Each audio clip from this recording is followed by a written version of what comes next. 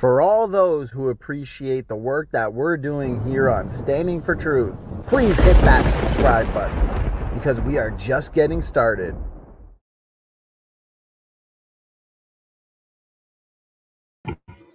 All right, looks like we are live late night on SFT. You guys are probably thinking, wow, Standing for Truth is live at all times. Yesterday we had an earlier stream, I should say, on oil exploration. If you haven't yet seen that, please do check it out. I got interviewed last night as well on evidence for Adam and Eve and independent origins. That interview should be available hopefully this weekend. The gentleman who interviewed me is just editing it a bit before he releases it. So, Jamie Russell, Pour Until Friday. Well, thank you, brother. I appreciate the support.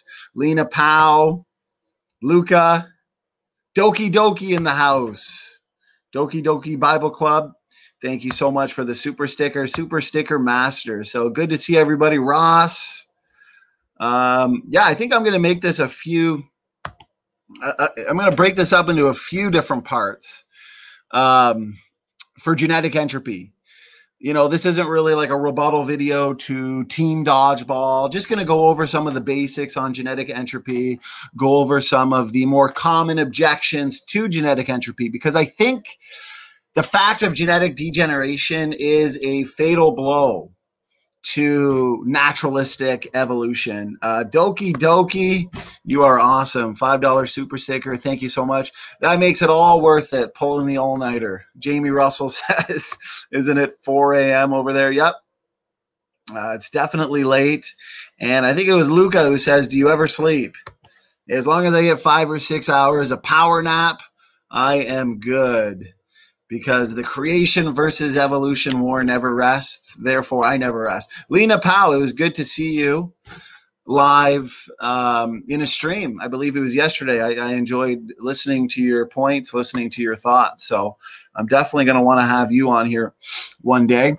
Great news. So we just confirmed for next week, Wednesday, we are going to have Dr. Jason Lyle.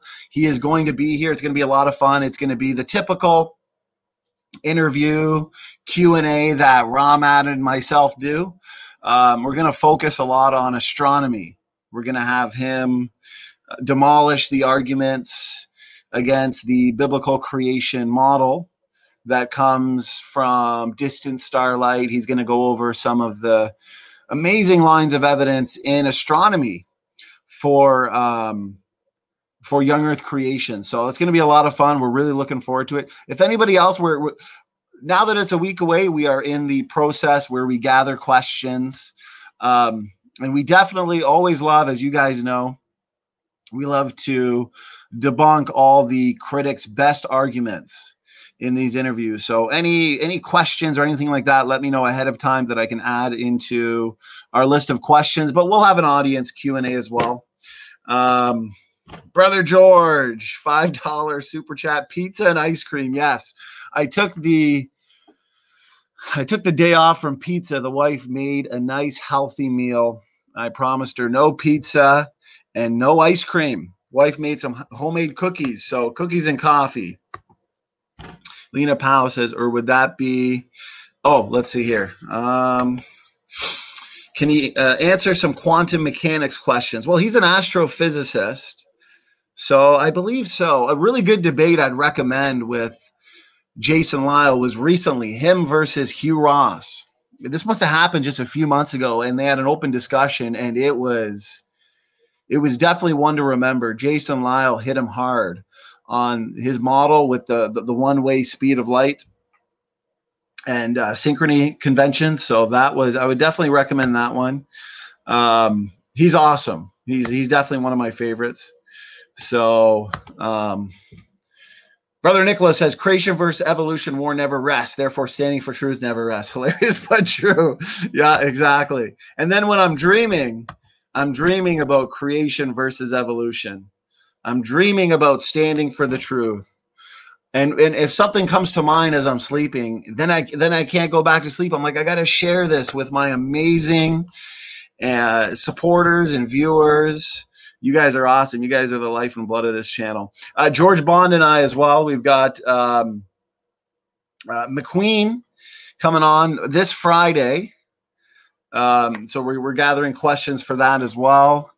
Brother George, what's his specialty again? We referenced him yesterday. He's written articles for, I believe it's ICR. So that's going to be, it's David McQueen. So he's going to be here Friday, 3 p.m. EST. So that's going to be awesome. And Dr. McKay, he's going to be here in a couple weeks too. So lots of interviews to look forward to. Guys, I've got some videos and stuff too to make this interactive. I'm going to try and break this up into a few different parts. Yeah, economic geology. That's what I thought. I wanted to make sure that I was right on that one. So be there for some good questions there. Yeah, I'm looking forward to that one. So we've got a couple debates as well that I'm in the midst of confirming, but we're definitely going to be having Dr. Stadler on. We still got to discuss his other book on abiogenesis. So guys, genetic entropy, one of my favorite topics. I've been discussing genetic entropy for a couple years now in debates, discussions, and I talk about it frequently, and I want to just kind of go over the basics. Like I said, debunk some of the more common arguments used against genetic degeneration. But I want to point out the fact too that the amount of complex engineering in even a single cell is mind-boggling. To look at a cell and just to think that this can all come about by chance, for no reason at all, from a naturalistic perspective, that's not logical. That's not scientific. We know what we now know about the genome is that it's so much more complex than we have ever thought. Okay, think of a book. Books cannot be read both forwards and backwards. DNA can be read this way. There's messages in the DNA code, reading it forward or backwards. The DNA language has multiple overlapping codes. It is nested. You hear us talk about this all the time. It is essentially polyfunctional and therefore polyconstrained. And for everybody listening, anybody new to the channel, genetic entropy is the fact that mutations accumulate faster than natural selection can filter out those mutations, okay? And another important point to consider is genetic degeneration and mutation accumulation. It points us to the first couple, Adam and Eve, okay? We can take this point of most mutation accumulation. We accumulate roughly 100 new mutations per person per generation, okay? We are consistently getting more and more mutant. And here's what's funny. You guys in the chat, you probably don't feel too mutant today, do you? Doki Doki, Lena, are you guys feeling more mutant today than you did yesterday? No, of course not. But we are consistently more mutant every single generation. We have 100 roughly more mutations this generation than we had the previous generation. 100 more mutations than our parents had. 200 more mutations roughly than our grandparents had. So the next time somebody says, I know when people say to me, Stanning, you look tired today. You don't look like yourself. Of course I don't. I'm the most mutant today than I've ever been. But here's the thing. Most mutations that are accumulating from generation to generation, they are essentially invisible to selection. It's like rust on a car or a single spelling mistake. In a book the size of an encyclopedia, you're not going to notice each single spelling mistake. Each single spelling mistake is essentially inconsequential on its own. It's the buildup of them over time. Doki Doki says, I'm looking in a mirror standing. Ross Nixon says, my children are mutants. Yep. Consistently more and more mutant. And we can take this point of most mutation accumulation, we can take it back into time to a point of least mutation accumulation, least genetic entropy. That would be a time of creation, a time of perfection, a time of Adam and Eve. Adam and Eve would have been born with no mutations. And we can see a reflection of the fall in our genome, in our genetics. And the fact that most of these mutations, okay, are invisible to selection, as they are only very slightly deleterious. I always point this out, and it's a fact, because the evolutionists like to say, well, what about selection? You're forgetting about selection. Listen, evolutionists. Okay, listen, critics. We all accept natural selection occurs. It's a fine-tuning mechanism. Selection can see the worst of mutations. It can get rid of the worst of mutations. It's a fine-tuning mechanism. It can even see the best of mutations, right? One of those rare 1 in a million beneficial mutations that has some kind of advantage. Selection may be able to see that and even amplify it, okay? But most of these mutations, they are considered effectively neutral or nearly neutral. They accumulate, as I said, like rust on a car. You can't see each individual rust molecule, but over time, okay, regardless of how good you are with your car, you're getting all your oil changes, which reminds me, I actually need an oil change on my car. So there we go. But whether you're changing your oil frequently or changing the tires, getting all your tune-ups, it doesn't matter. Eventually the car is going to be worthless. It's going to break down. Nothing can stop the eventual breakdown of our automobiles, just like nothing can stop the eventual breakdown of our genetics. Okay, so I just love how genetic entropy points to the first couple, Adam and Eve. You know, and we talk a lot about mitochondrial DNA and Y chromosome and molecular clocks, genetic diversity, but mutation accumulation as well points us to, it also points us to our need for a savior, right? To the unbeliever, the reality of genetic entropy can be very daunting. It can be scary. But to us, as born-again believers, our hope is in Christ. And we know that Christ will return before the eventual extinction of our race, of our species. Lena says, I do not get how nature complexity leads to more complex cells. You claim that the cell was very simple at the very beginning, don't you? Yeah, that's why I've been going over this abiogenesis challenge, posing to the critics these large numbers of chicken and egg problems after chicken and egg problems. Ross Nixon says mutants survive if there is no massive resource / food shortage. Yeah, when they say survival of the fittest, a lot of the times it's more so survival of the luckiest. Okay, you know, natural selection really comes down to who's having the most babies. Differential reproduction, who's having the most kids. If you're not passing on your genetics, you're not having kids, well then your line, evolutionary speaking, is going to be dead. You know, you got to pass on your genes. The more kids, the better. But regardless of that, I've got a few clips here, actually. So pretty soon I'm going to show you some clips. One from Brother Sal. I think he nails it. And I want you guys to see it. But another thing that comes to mind, too, is the fact that not only does genetic entropy point us to Adam and Eve, the first couple, but it clearly puts shelf lives on genomes. And here's what's funny. Evolutionists claim that mutations, typographical errors in a text, okay, a typographical error in a text is more likely to ruin the message in some way than actually make it better, okay? Mutations are more likely to break something down than actually build it up. This is just basic. But evolutionists want to say that mutations are the source for all variety.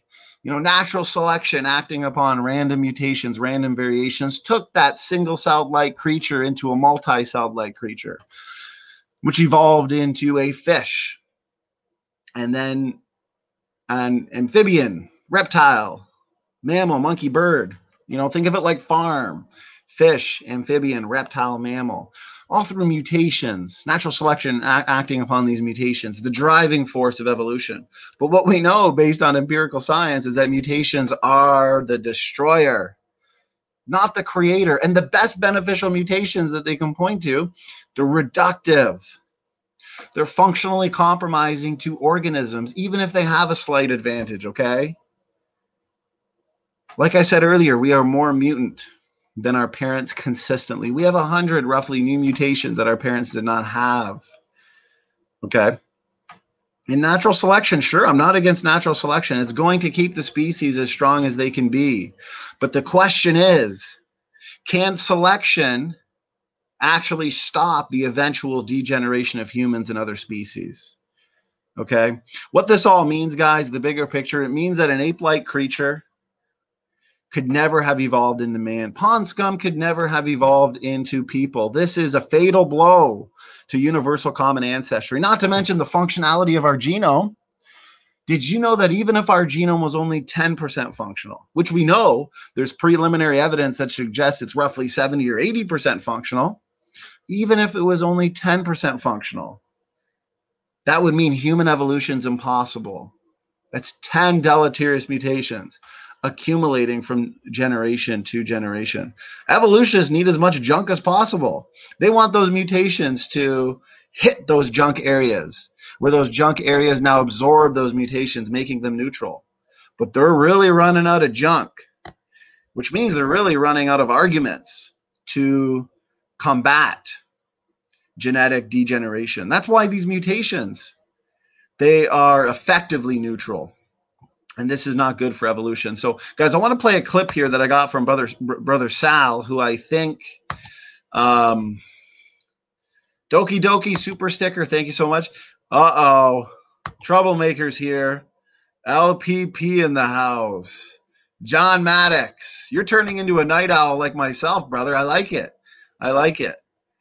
If you want to join a bit and give us your thoughts on genetic entropy and the rescue devices employed by the science deniers, let me know, brother.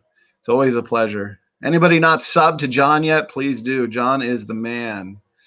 So let's see. I'm going to share a screen real quick. And let's see. Share audio. I want to show you this good explanation from Sal in his debate with Dan Cardinal. And Dan dodged this illustration that Sal gave, okay? And you guys can watch the debate to see that for yourself. But Sal nailed it here, okay? Essentially what Sal is saying here, I'm going to use a different analogy than Sal does to make this different. Picture a room. You got a room full of people, okay? Every single person is a mutant, okay? Every single person has mutations. Therefore, let's say we get rid of the worst, 50% of the worst mutants in that room, okay? Well, now you're still left with 50% of the people in that room that are more mutant than the generation before it. That's why even with an extensive amount, even with a generous amount of natural selection, purifying selection, okay? Humans, animal species, they're consistently getting worse and worse. What are you going to do? Eliminate the entire population? Since the entire population is essentially mutant. You could, like I said, you just get rid of the worst and you're still left with a bunch of mutants, essentially, okay? So no amount of purifying selection is going to solve the problem. I've got the audio on. I do suffer from short-term memory loss. Therefore, I'm going to look at the chat from my phone and let me know if it works. I really want you guys to see Sal's explanation here. But you know what? I want you guys to see Sal's explanation without any kind of echo. So I'm going to go here. And I know I talk a lot, so I'm going to be silent during this, brothers and sisters. I'm going to click mute and let's listen in.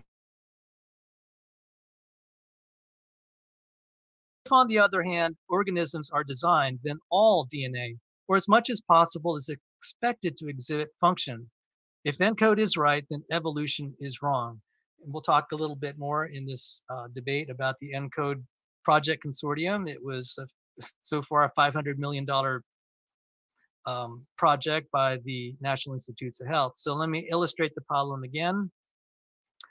Assuming we have, let's say, I'll just pick the number since he mentioned 82 mutations. Let's suppose it's 80 mutations.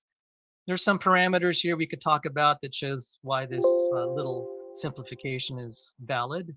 But suppose at generation 0, we have this parent free of birth defects, and that parent has a child with 60 mutations and has even more children. But on average, all the children have about 80 mutations. So even if we had perfect selection and wiped out, well, the parent passes away, and perfect selection comes along and wipes out the worst, but even the best of the worst of the defective children survives and has mutations and becomes a parent to the next generation. So we will repeat this process, and it should be evident that, as Dan Grauer said, if we have a mutation rate of 80 per individual per generation, there'll be genetic deterioration. And all I'm doing is illustrating this. So parent dies and we have elimination of the worst, but still, even under survival of the fittest, the genome keeps deteriorating. And I'm just going to keep repeating this, and you could see the numbers increasing. This is something Dan Grauer observed. I know I have a minute and a half and I'm almost done. So fast forward to a million generations, we'll have 60 million mutations at that point. And this one solution to this problem was proposed by Susumu Ono. This was understood by many population geneticists that we cannot tolerate too many mutations. So they said one solution to this is to invoke junk DNA. And he said there's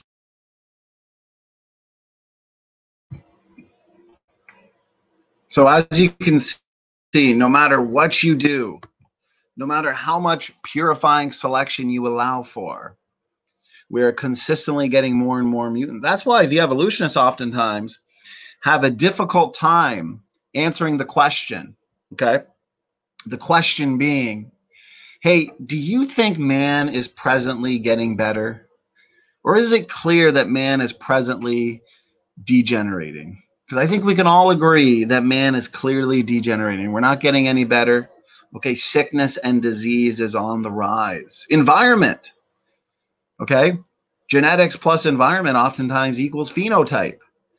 Environment is now known to have a huge cause. Let me see. Okay, so I want to go to, and what's funny is I'm gonna show you guys this clip. It's a clip from my first debate with Erica, where she kind of just threw it out there, like, what about natural selection? And I just find it so funny that evolutionists actually think for a second that we don't acknowledge the role of natural selection. Okay? Natural selection, for one, is not a creative force. It creates nothing. Keeps the species as strong as it can be. Okay? A good analogy for selection, fine-tuning. Take every single dog on the planet today, and Ken Hovind uses this example a lot, and I like it. It's understandable. Take every single dog today and throw them into Alaska. Give it enough generations, you're going to be left with nothing but the husky type, the wolf type, that have adapted to that environment. They got the thick fur, okay?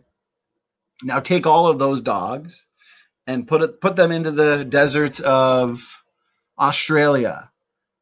Few generations, you're going to be left with nothing but the dingo type, right? Skinny, long legs, built for that environment, okay? It's not creating anything. But enter mutations, which evolutionists say are the driving force. But mutations destroy, and they have no way to filter out all these mutations that are pouring in from generation to generation. Gene duplication. Gene duplications are universally deleterious. And if you're duplicating a gene that has already accumulated deleterious mutations, you're accumulating the deleterious mutations with it. That gene that's already been degenerating, it's just speeding up the process. Gene duplication is not going to help. I want to play this video for you guys. Let me mute myself too. I'll enter the chat.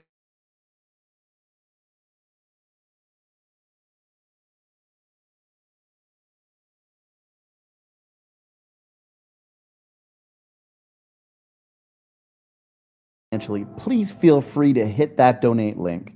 We'd greatly appreciate it. God bless. She followed that up with a quick one where she said, gene duplication is a very old concept. And she also said, I love Nickelback.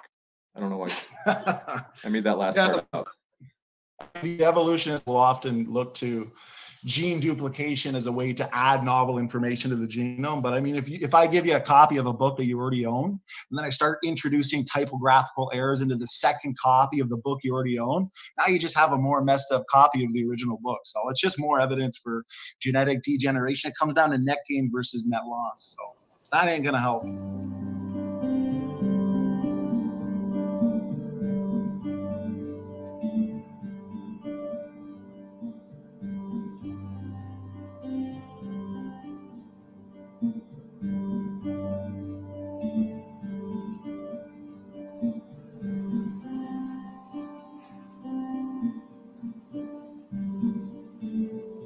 Gotcha. Quick add on that though. What about natural selection? Ooh, that's right. all Natural selection, though, the problem is it can't act upon those near neutral mutations that are unselectable. Those are the ones that build up. Sure, it's going to amplify the best beneficials and get rid of the worst detrimentals. It's the near neutral mutations that accumulate and degenerate our information system. So that'll have to be the problem you'll have to address, Erica.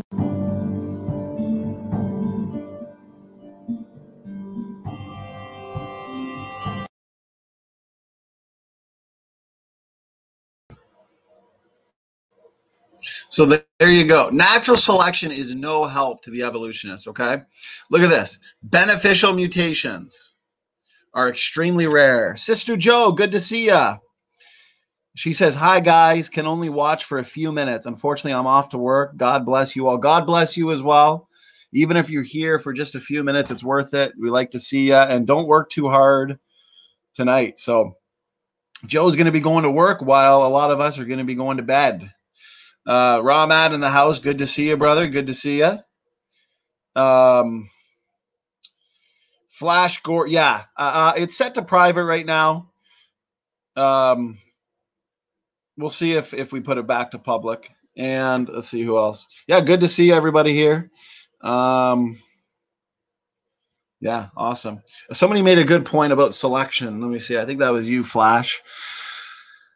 Flash Gordon says, natural selection only selects, and it takes a conscious being to make any choices. Nature of itself can choose nothing. So the term natural selection is a self-defeating contradiction. Yeah, I like that point. Good point. Just like I explained to Erica here, selection is going to remove the worst deleterious mutations. Okay, in the wild, say a zebra is born with a mutation that gives it a shorter leg or a fifth leg or something. Well, that zebra is not going to last too long against the lion. I'll tell you that much. So, but here's the thing. What if I'm born with a mutation that gives me a sixth finger, or, something visibly where someone would look at you and think, what's wrong with that guy? Well, that's not going to stop me necessarily from having kids and propagating. Okay, so there's a lot of mutations that can get through from generation to generation. Yeah, your worst deleterious detrimental mutation, especially in the wild. Okay, and as humans, we help each other out. We have hospitals, so it's not quite like the wild, the survival of the fittest that we see in the wild. But the problem is most of those mutations are just too subtle to the point where selection can't see them. So let's see here. Lynch, Keatley, beneficial mutations are extremely rare. The vast majority of mutations are deleterious. This is one of the most well-established principles of evolutionary genetics, supported by both molecular and quantitative genetic data. Yeah, and Paul Price from CMI, he made a lot of good points, and he had a lot of good quotes, okay, from PhDs on this. So that's why I've got his debate with Dr. Garrett pulled up. I'm going to show you some of the quotes that he has. Let's see. Yeah, Ramad says we have far too many here to find anything. Yeah, what I'm going to do, a lot of these little clips that I have here, I found from just months and months and months ago. We got over 1,000 videos. So I've done my best to make some playlists for you guys. But I'm going to have the best of SFT night or classic SFT classics or something like that, where Ramad and I, what we'll do is we'll find some of the older videos that I don't think a lot of you have seen. They're kind of diluted down, right? Which brings me back to genetic entropy. A lot of times these beneficial mutations pop up, but guess what? They're masked by all the huge numbers of deleterious mutations. And even if you get a beneficial mutation that is amplified, okay, fine. All of those deleterious mutations that have been accumulating, guess what? They're passed on too. Selection acts on what? Selection acts on the phenotype, not the genotype, okay? Can't see each individual nucleotide, okay? And that's the problem the evolutionists have is selection. You're not going to, as we said earlier, what are you going to do? Every single human on this planet is mutant, okay? We just going to take them all out? No, of course not. Of course not. Ramat. Yeah, so we got a Facebook page. Please, Facebook, Standing for Truth -Creation Ministry. Go hit that like button. I'm going to do my best to stay active on it. And let me finish this video real quick. There's some good quotes here.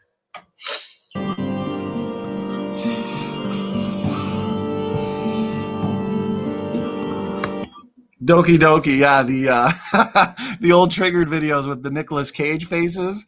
Oh, that's so funny.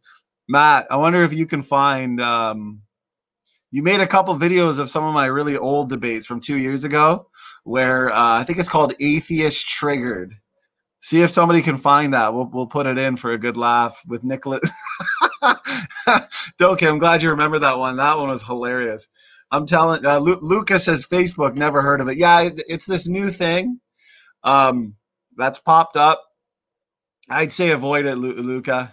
It's going to take up too much of your time. You're going to be constantly clicking that Facebook icon on your phone. You'll never get any work done. Yeah, so YouTube or type in Facebook, Standing for Truth -Creation Ministry is what I named it. So, okay, Jamie, I'll look out for you, brother. Yeah, man, that was such a funny video. Maybe I'll be able to find it when I play the next video. So let's see. Let's finish this one. Oh, here, I want to read this. As mutations accumulate, selection interference gets worse and worse. Selection efficiency progressively breaks down, such that only the best and worst mutations are selectable.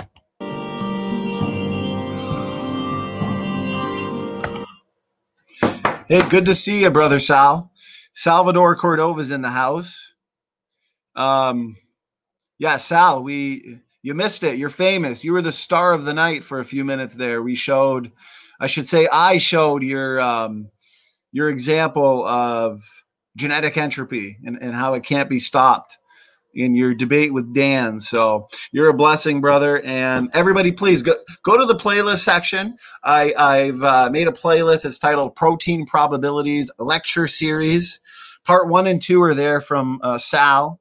And we're going to be having part 3 this week as well. Here's another thing right here. Beneficials cannot keep up with deleterious mutations. Here's the thing. Oftentimes I say, okay, evolutionists, you can have 1 or 2. Heck, you can have 5 truly beneficial mutations that are not deleterious in any way, shape, or form. But guess what? 1 or 2 or 5 beneficial mutations are not going to be able to counterbalance the damage done by all of these low impact mutations that accumulate from generation to generation. Okay, it's hilarious. Right here, near neutrals should be virtually unstoppable, and they are. Numerical simulations have been done. It's all been figured out. It's all in papers.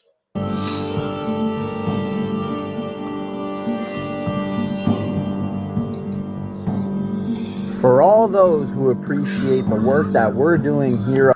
Okay, so let's see. Let's get to some objections. Objections are fun. Let's deal with them. So one of them has to do with mice and bacteria. Really, really uninformed critics, they like to point to bacteria. You know, if genetic entropy is true, why is there still bacteria or mice? So that's going to be the first objection I want to deal with. But before I do that, I want to show you guys, and this one I'm going to do at a little faster speed here, because I think Carter breaks it down nicely as well. He's going to kind of reiterate what I was saying, but he makes some really good points. And what I titled this was Critics Deny the Reality. Critics deny the truth of genetic entropy, which is true. It's like denying reality. And it's because they're scared, because according to the naturalistic worldview, well, genetic entropy means there's no hope. But I'm telling you, the hope should be put in Christ. Our hope is in heaven. Okay, so I'm going to play this video. Once again, you're not going to hear much from me. I'm going to put it on 1.75 speed. And we'll do 1.5 in case that's too fast. I'm going to mute myself so there's no echo.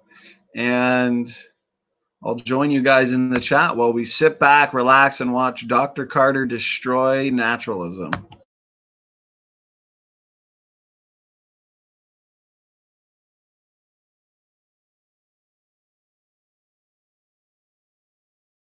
Truth. Please hit that subscribe button because we are just getting started. Matter of fact, according to our model, we believe that the scripture talks about we living in a fallen world. And the evidence appears to show and indicate that we live in a world that has been degenerated from creation. Okay. Well, if we see rapid decay in our genomes due to mutations, is this what we're really seeing? And is this, this seems to all go back to the concept of genetic entropy, kind of Sanford's model, right? So, Dr. Carter, what is the genetic entropy exactly? And what are some of the best lines of evidence supporting it? Genetic entropy is the idea that if most mutations are weak, natural selection can't see them. In order for natural selection to operate, a variation has to affect reproduction. Either you die young, or you don't have as many children, or whatever it is. It's something that affects how many children you have. If most mutations, like, I mean, you and I and everyone listening, were born with about 100 mutations that our parents didn't have when they were born. And I don't feel like a mutant, but I have 100 new spelling errors in my genome. And those mutations, I might have a broken gene, I might have a defect of something else, I might have some rearrangement somewhere. They're just, I mean, if you had like if you had a textbook for biology class and it was handwritten, I would expect to find a few mutations in that textbook. But let's say that at the end of every year, the student has to hand in for his final project a handwritten copy of his textbook, and the original is destroyed. And then the next year's class, they're handed the textbooks that were copied the year before. And every year a new copy is made, a new copy is made, eventually no one will be able to pass biology class. Because there'll be so many mistakes in the books, it'll be totally worthless. And that's an analogy of what's happening in the genome. If we are picking up mutations every generation, that means we're going downhill. And eventually we will have to go extinct mathematically. That's so good. No, I was going to say, yeah, that's an awesome answer. So essentially, Dr. Carter, we're more mutant today than we've ever been. And even on a population level, if you were to, let's say, get rid of the worst of the worst, you're still left with people who are more mutant than the generation before it. Yep. Yeah, very simple. Now, we've seen this massive computer models. There's a program written called Mendel's Accountant that was written by Sanford and several computer scientists. It was designed specifically to test ideas of evolution and genetic entropy using nothing but evolutionary assumptions. It's really interesting that the most comprehensive evolutionary modeling program was written by creationists. Right, right. And they went out on a limb because they might have been wrong. Right, and it seems like the criticisms that I've read, I guess in blogs is typically where you find it. It almost appears like they have no understanding of the program to begin with. Absolutely. Yeah. And they almost never understand that this objection they raise was systematically analyzed and published. Right, right. So truncation selection, synergistic epistasis, all these things they might throw at, these big words they try to throw at you. Wait. Oh, that was in this article right here. Oh, you're not going to read it, are you? No. Yeah. It seems like the criticisms that I've read, I guess in blogs is typically where you find it. It almost appears like they have no understanding of the program to begin with. Absolutely. Yeah. And they almost never understand that this objection they raise was systematically analyzed and published. Right, right. So truncation selection, synergistic epistasis, all these things they might throw at, these big words they try to throw at you. Wait. Oh, that was in this article right here. Oh, you're not going to read it, are you? No. Yeah, right. I find that in my own experience where a critic is brought up and I'll send them a technical paper that's been published that explains the data, and then I never hear from them again. So like you said, I don't think they're even reading it. But the greatest place to see genetic entropy, actually there's two. One's in the human genome. If you look at this, 7.5 billion people in the world today, essentially every single possible mutation has happened in the human genome millions of times only in this generation. If every person's born with 200-ish mutations, there's 7.5 billion people, there's only 3 billion letters in the genome. Wow. When you think of it that way, it's for us, our hope is in Christ. So, you know, it's not a scary thing essentially because our hope is in heaven. But for the unbeliever, you know, that can be a daunting fact to accept. Yeah. So they just generally just dismiss it without considering, because to consider it means there's a lot of implications behind it. I mean, that means that we're ticking time bomb. Our species, there's a limit to how long we can live, which makes sense universally. I mean, second law of thermodynamics applies to everything. It applies to information also. It's not just about molecules in a dish. It applies to all systems. All systems, errors accumulate over time. And that's what we're seeing in the genome. Right. Awesome points. Well, Dr. Carter, I've seen critics of the genetic entropy model. I've seen them. This is a common one. And this was also brought up in Paul Price's debate, and Paul Price did a phenomenal job. They'll say that Camorra has been misrepresented, and apparently beneficial mutations should be able to counterbalance the damage done by deleterious mutation accumulation. What would be the best way to counter such a criticism? That, again, has been thoroughly analyzed using Mendel's accountant. Right. So using nothing but, you know, Kimura's model and neutral evolution, you can put in whatever mutation spectrum you want. How many positive mutations would you like? How many negative mutations would you like? How strong are they? What's your distribution of mutations? Are most of them nearly neutral, or most of them really bad or really good? Put in whatever distribution you want, put it into your model, run it over time. And if you have some super beneficial good mutation, yes, it will amplify itself in the genome while you're going extinct. Because if you're selecting for that particular variant, like maybe it makes you 10 feet tall and, you know, it's strong as Arnold Schwarzenegger, and you're super smart and, you know, everything all together. Maybe it doubles the amount of children that you have. Well, if that's being selected that strongly, that means that everything in the region around it is also being selected. And it's carried along with it. All these bad mutations that accumulate are carried along with that good mutation. Right. And you have a dramatic loss of diversity in that area because all the other variants are not being amplified, only that one at the expense of everything else. And so what happens is you have fixation of that good mutation and fixation of all the bad mutations along with it. Got it. So there's no counterbalance at all. Got it. No. In fact, I just read a paper last week, 2 weeks ago, and they said that most of the human genome is under purifying selection. Meaning that even if most of that material really isn't very functional, the functional areas are carrying along all the non-functional stuff with it. Right. Boom, that's exactly the idea. So yeah, you can select for blue eyes or lactose tolerance or sickle cell anemia, but that means that everything in that neighborhood in the genome is also being selected. Right. Yeah. So the evolutionists have to address the key issue, which would be net gain versus net loss. And although by the sounds of it, you can increase fitness occasionally in a very narrow sense, but the entirety of the genome is still degenerating. Yeah. Yeah. I mean, example of fitness gain would be the increase in sickle cell anemia in Central Africa. The sickle cell is a debilitating disease. It's a terrible disease. It hurts. It kills people. But if your red blood cells have the ability to crystallize, if the hemoglobin has the ability to crystallize inside your blood, that tears apart the malaria parasites that live inside the red blood cells. So it's better to have the sickle cell trait in the presence of malaria than to be dead. Right. So it's a very strong selective pressure, and yet it's selecting for something that's bad. And we see that all over the place. There's so many broken things in the genome that are selectable. Tons of them. Right. So it sounds like even though beneficial mutations are rare, when you do get a beneficial mutation like sickle cell anemia, for example, that has a significant impact, overall it's due to something broken and it's still reductive in some way. Yeah, almost all so-called beneficial mutations are reductive. In fact, they're not beneficial, except in a very specific context. Right. Like, you know, the blind cavefish. Why would you want to lose an eyeball? Didn't it take you 500 million years to evolve that eyeball in the first place? Right. Well, in a cave where there's no light, you don't want an eyeball. You get a scrape, you get a fungal infection, you're dead. If you don't have any eyeballs, that the most sensitive part of your body is not present. Okay, so that's a strongly selectable trait in a dark environment, but it's totally going the wrong direction. And that's what we see. Almost every case of a strongly selectable trait is something going backwards. Well, what's funny, it seems like the evidence is clear. Everything you're saying is amazing confirmation evidence of a world that was once perfect and now has descended into degeneration, death, extinction.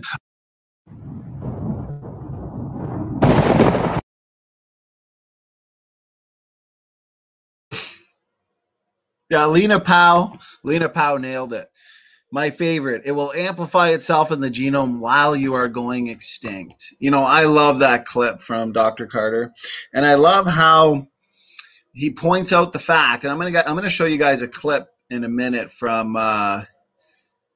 It's a clip from Dr. Sanford's interview that he just had with Dr. Tour, where he points out, and as Dr. Carter just pointed out there, that a lot of these objections that the critics bring up, for example, like Dr. Dan, okay, that they try to attempt to say that has not been dealt with, those arguments have actually been dealt with extensively using Mendel's accountant, okay, where you can set all these numbers of parameters, set all the amount of beneficial mutations, purifying selection that you want.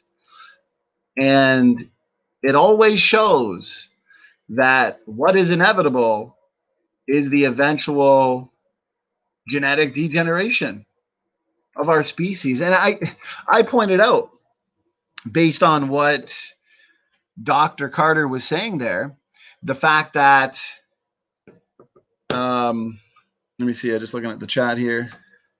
Doki Doki says, I feel like they want to have their cake and eat it too, standing. Mutations are neutral, but get noticed and selected out for peak fitness. Yep. It's, oh, and Jamie Russell made a good point. They need far fewer mutations and more generations, but even then there would be this issue. It seems to me, especially for humans. Yeah, they want their cake and eat it too. They oftentimes do when it comes to these arguments. Now, here's the thing. It comes down to net gain versus net loss. That's why oftentimes I don't care if there are one or two truly beneficial mutations. For one, they're rare. Two, when they do occur, as Dr. Carter pointed out, they're typically reductive. They're going in the opposite direction than would be needed for fish to fisherman evolution. Fine, have 10 of them. It's still not going to counterbalance the damage because all of those mutations are still being passed on from generation to generation. Selection acts on the phenotype. Okay, so it comes down to a trade-off. I debated Dr. Stefan Frello about a year ago.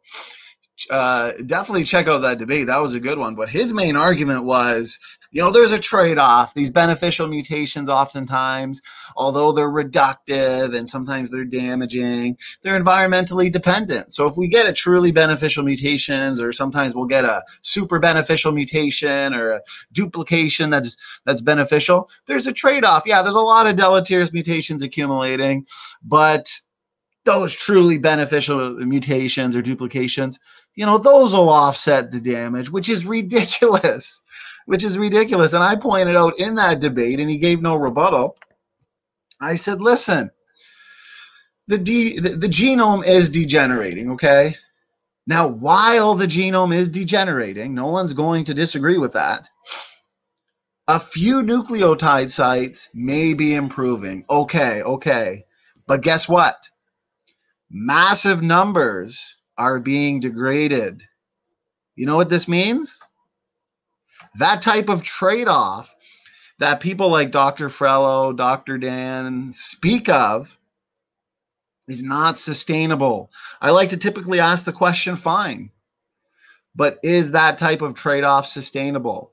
And it's not. And what it results in, guys, is a shrinking functional genome size. Look at Lenski's experiment. There's a ton of trade-off. And his Lenski's bacterial populations, they've shrunk in functional genome size. So basically, guys, what's happening, okay, is you are throwing out lots of information, okay? You're throwing out lots of information from lots of nucleotide sites. And then you're trying to replace all of that information with a few single desirable point mutations, duplications, okay? No, it's not going to be sustainable. It's not going to offset the damage. And I can't emphasize it enough, but the fact that most beneficials are reductive and they're not even taking things forward, they are degrading to organisms. And yeah, that is why I highly recommend watching the lecture from Sal on evolutionary fitness and how worthless it is. Because according to the evolutionary definition of fitness, those blind cavefish or the wingless beetles on those islands, according to the evolutionists, that's an increase in fitness. But they are left functionally compromised. They're losing things. I mean, how do they not see it? So yeah, sometimes you can get an increase in fitness in a very narrow sense. But overall, okay, overall there's a decrease in absolute fitness. We should be able to differentiate between absolute fitness and reproductive fitness. Okay, so this is important. Their major argument or objection, and I know from experience debating Dr. Frello on this, it's the trade-off argument. Okay, but I'm sorry. I'm sorry. All it's going to do is result in shrinking functional genome sizes, okay? So let's break this down, guys. So evolutionists, creationists, okay, everybody in the chat, we all agree natural selection happens. You heard Erica and her argument in that first clip. What about natural selection? We agree it happens. What have we learned so far? Well, natural selection will remove the worst mutations. They'll amplify the best. Sure.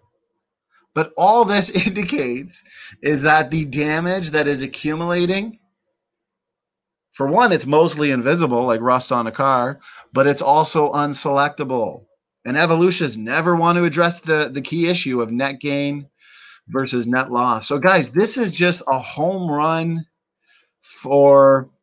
hit for biblical creationists. Okay, so Doki Doki, thank you so much for the super sticker. Jamie Russell says, wouldn't there be way more evidence that mutations were neutral or beneficial? Seems like the mutations that cause problems are far too numerous. We call them disease. This seems to be the death nail. Yeah, it's true. Where's all these beneficial mutations? How can we see so many birth anomalies, birth defects popping up? Where's all the beneficial ones? They should be far outweighing the ones that are damaging. Oh, guys, you can't make this stuff up. Brother Sal says, oh, Salvador's on one of his other accounts. Sal's the king of, what do they call those, sock accounts?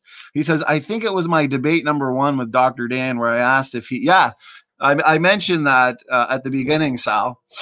So, guys, listen to this. Sal says he asked Dan whether or not the human genome was deteriorating. I seem to recall he dodged the question. Dodge, duck, dip, dive, and dodge. The 5 Ds of dodge. That's what Dodgeball Dan does the best. Lena Powell says, yes, therefore he is Dodgeball the first. Yeah, he's definitely earned the MVP. So Sal asked him, are you saying that would you say that man is getting better? Or is man presently degenerating? And he dodged. Didn't want to ask that. It'd make him look bad. Brother Sal says, restream simulcast test looks promising. Awesome. He says, I can restream a potential debate with Diaper Dino regarding evolutionary fitness. Yes. These evolutionists, they like to complain, whine. Nobody's even attempting to address the lecture series of Brother Sal. And Dapper Dino has devolved into Diaper Dino with all his demands. Isn't it funny how he's challenged? It was in his image. He challenged him to a debate on fitness. But when I challenged him to debate Sal instead, Sal's given lectures on this. Suddenly, there's a large number of requests. And I think Team Dodgeball is just, I think they know they're losing. So, and lots more to come, guys. So yeah, definitely, Sal, let us know when that is. We're here to support you. Friday, I think. And then we got you for a lecture too. Jamie says, oh yeah, my gas mileage is much better. Here, think about this. Let's say we wanted better gas mileage. That's a good point. Just for the time being. Okay, I'm driving in a car. We want better gas mileage. So I decide to start throwing things off. Okay? Take off the door. Take off the side mirrors. Rip out the middle console. Rip out one of the seats. I don't know. Just start throwing things off, decreasing weight on the car. Okay, yeah, for the time being, you're going to get better gas mileage. So in a way, you've improved, quote unquote fitness in a narrow sense. But overall, you're destroying the car. It's not getting any better. Would anybody say that car is now improved? Because for the evolutionists who want to say that, yeah, that car is better now. I'm glad you did that. Better gas mileage. The car, it's decreased in weight, not as heavy. I dare them to go do that to their own car. I mean... Jamie Russell says they pretend mutation is just whatever. There is no up or down. Oh yeah, they love to say that. There's no up or down. There's no direction. You know, you don't understand evolution, they say. And he says, except when they need it. Oh, how cute. BB Dino. Yeah, you know, I actually pointed that out in a discussion recently.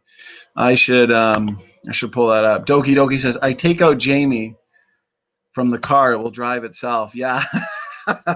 Yeah, take yourself out. That'll improve gas mileage. So yeah, sure, you can improve gas mileage. Start tearing things off. Remove weight from the car. It's not going to make anything better. But here's another thing too. Dr. Sanford talks about this, okay? It's something called selection interference, okay? And based on the fact that these mutations are accumulating, most of them are deleterious, and beneficial mutations are so rare and reductive to the point where they're not going to be able to make up for the type of compensation that's needed to stop the net loss of damage overall, okay? Sal always says that those beneficial mutations are functionally compromising to the organisms, and I like that. Now, selection interference, okay? Here's a problem. Selecting for one trait interferes with selecting for another trait. Now, when you have billions of traits segregating in the population, what happens is selection, the selection process, it actually starts to work against itself. And this isn't good, because what you end up with is being able to only select, once again, the best and worst mutations. And they haven't solved these problems. I love when people say, you know, only creationists believe in genetic entropy. Well, that's funny. Why are population geneticists trying their best to solve the issue? Why are they coming up with all these rescue mechanisms like synergistic epistasis, mutation count mechanism? Give me a break. Uninformed evolutionists, sure. They don't know anything about genetic entropy and what the population geneticists are saying. So let me see. I'm going to share another video for you guys. Good to see everybody here. Lucas says, my car has 2 seats only. The 2 behind are not really seats. It's not that bad. You know, okay, here's an example from a car, guys. And I'm trying to use as many analogies, make this understandable as possible. Here's your worst detrimental mutations or defects, okay? If suddenly the engine of the car jumped into the back seat, yeah, your car is going to be destroyed. It's going to be dead in that instant, okay? But if you're just getting rust, or you have kind of a minor issue where you can still drive the car, you know, these are the things that are akin to those effectively neutral mutations, okay? Your engine jumps into the back seat. Yeah, you know, you better jump out of that car and save your life. That's going to be noticeable. Those are those really detrimental mutations that are seen. Natural selection is going to see those and get rid of those. Luca says the 2 behind are not really seats. It's not that bad. If you, yeah, Luca, get rid of those 2 seats. I'm telling you, man, your gas mileage, it's going to be improved for the better. You're going to save a ton of money. Lena Powell says Kondrashov, Lynch, they're not creationists. Exactly. Exactly. Lena knows her stuff. I'm impressed. Jamie Russell, they are not looking for little tricks to get around the problem, but it will not happen. Yeah, they can't solve the problem. It's been dealt with. All your rebuttals that consist of, like, you know, Dan will say, I want to see the math. Show me the math. It's like the math has been done. The numerical simulations have been done. Uh-oh. Doki Doki, the life of the party. I always say the party doesn't start till Doki walks in and says she's gonna be right back.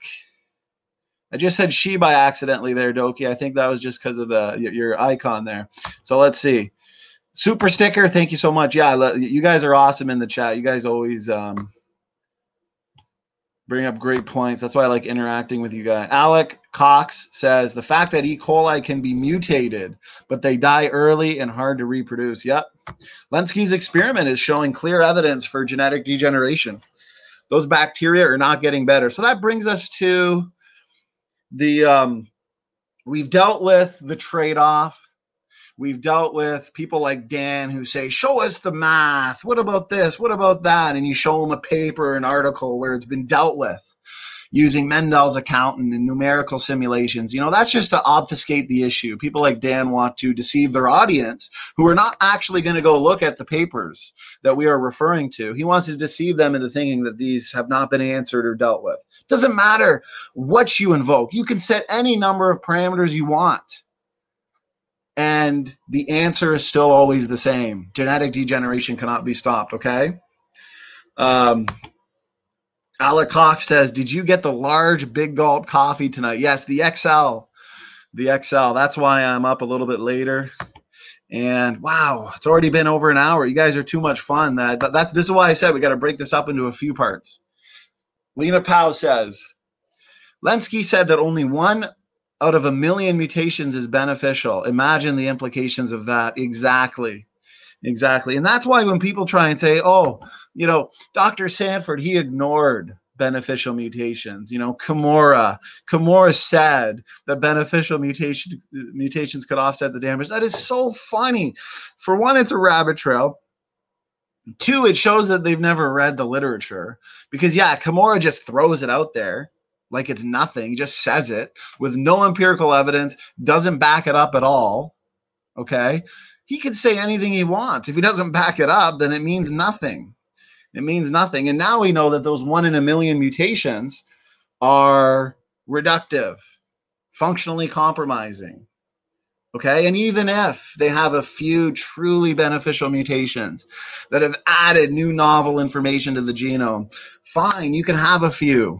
It ain't going to do nothing to counterbalance the damage. So let's deal with the bacteria. So I had a full debate about a year ago with a guy. His name was Condor Man. And he trolled my channel every single day, because for the first year of my debates, I really utilized genetic entropy. And nowadays, I really like to utilize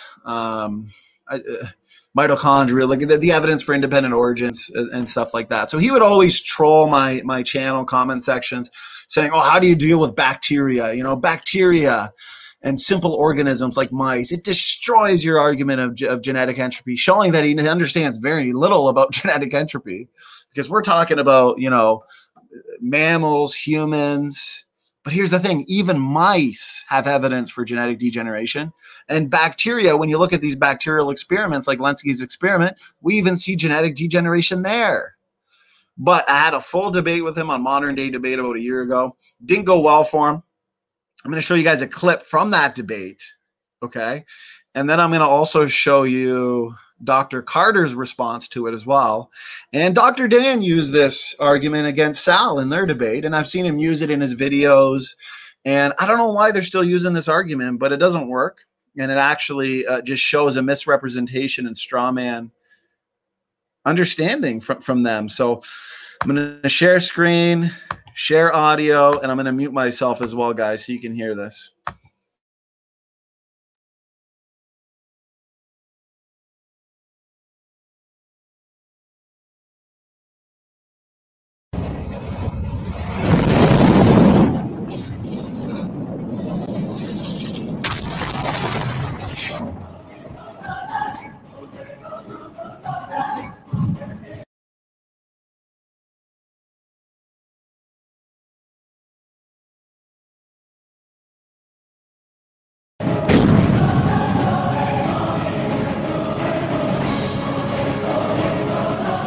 More mutations can slip under the radar. Are you disagreeing with, I'm sorry to interrupt. Are you disagreeing with the fact that bacterial genomes are more simple than, say, a human genome? I mean, you can just Google "are bacteria" or "what's the most simple life on Earth," and it's a bacteria. So it sounds like you're grasping at straws here in order to be able to imagine that, you know, losing information, the degradation of our genome is going to take your bacteria-like organism into something like a whale over time. I know you're not defending evolutionism here, but at the end, I just want to point something out, because I think this is a straw man, because the central part of genetic entropy is that mutations, which are just spelling mistakes in the DNA, for example, they're accumulating so quickly in some creatures, say human beings, for example, that natural selection, it can't stop the functional degradation of the genome, let alone it's a double whammy, because it can't obviously drive an evolutionary process that's going to turn your apes into people. So like I said, you still haven't rebutted the fact that they're simple genomes, high population sizes, short generation times, and lower overall mutation rates.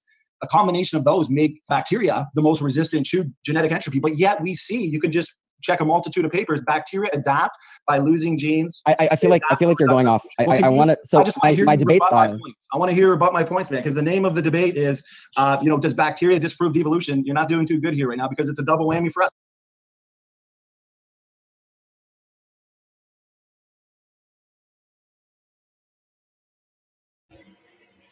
Maybe I was a little too aggressive with the poor guy.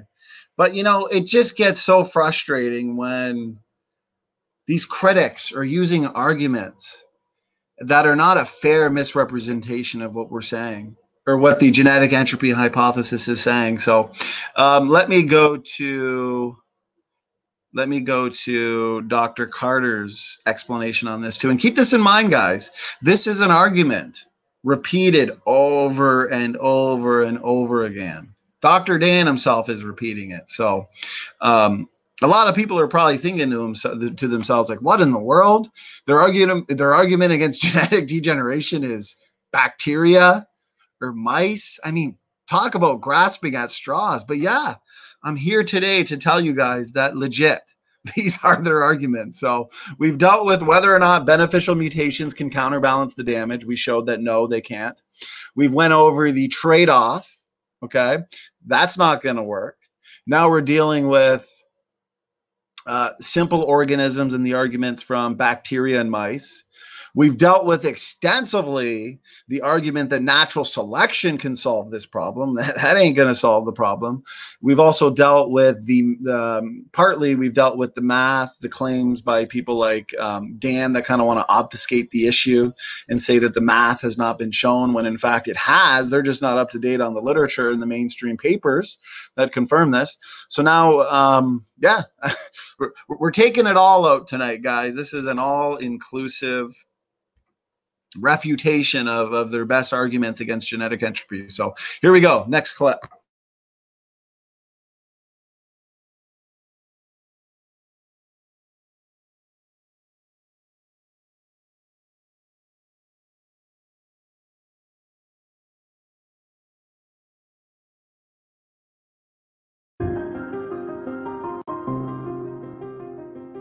For all those who appreciate the work that we're doing here on Standing for Truth, please hit that subscribe button because we are just getting started. One final question on genetic entropy, Dr. Carter, because I know you've written on this one, and then we'll move on to kind of another topic. But I've heard critics endlessly claim that genetic entropy cannot be true because of the existence of bacteria and mice, for example. Now, is this a misrepresentation of what genetic entropy would claim or predict?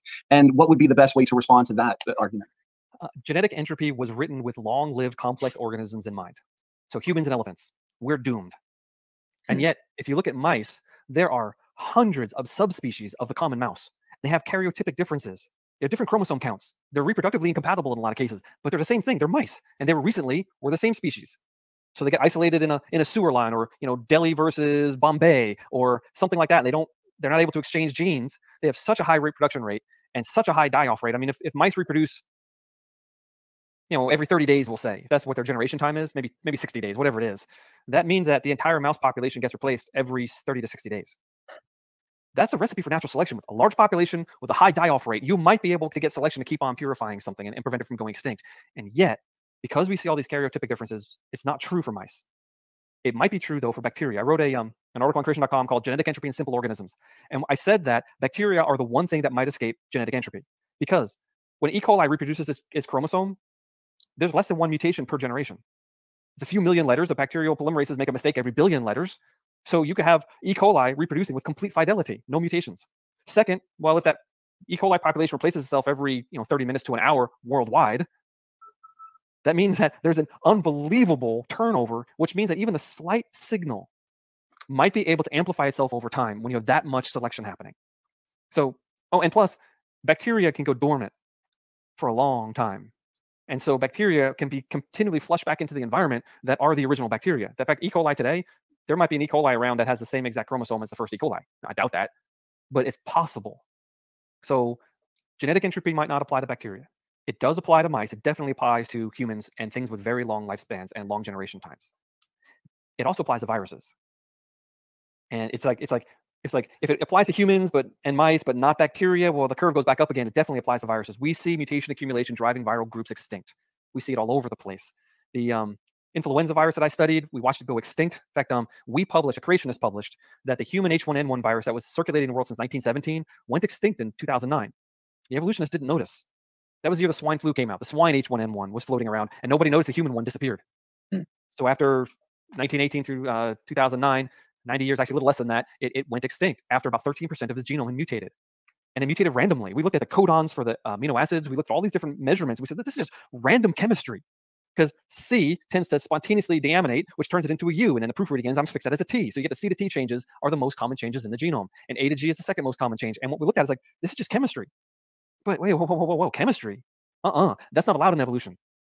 Natural selection has to overcome the second law of thermodynamics, or all things are doomed to extinction. And yet, when we look at the E. coli, or the E. coli, when we looked at the H1N1 genome, all we saw was the second law of thermodynamics. We could predict what changes would happen in the future based on chemistry alone. Incredible. Problem for them. I was up till 2 o'clock in the morning last night, and first thing in the morning I was back at it. In fact, I worked until 7:30 or maybe 7:15. I went and took a shower and showed up here, so I'm nice and clean. But I pounded keys all day today, and I did nothing but align COVID-19 genomes. Wow.